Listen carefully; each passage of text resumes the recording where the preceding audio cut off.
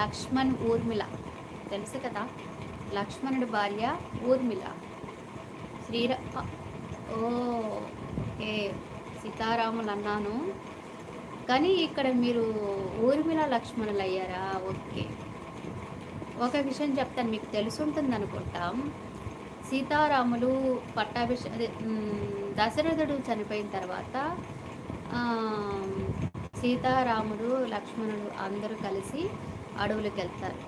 అప్పుడు వెళ్ళేటప్పుడు రాముడితో పాటు సీత కూడా వెళ్తుంది. కానీ లక్ష్మణుడితో పాటు ఊర్మిళ వెళ్ళదు. ఎందుకు వెళ్ళదంటే అప్పుడే పెళ్ళై ఉంటుంది.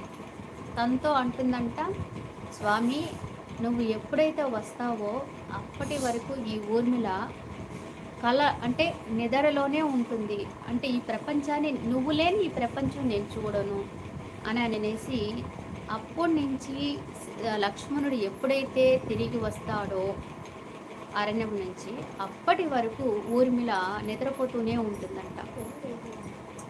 అట్లా మీరు కూడా అన్యోన్యమైన దంపతులు, లక్ష్మణుడు ఊర్మిళ లాగా.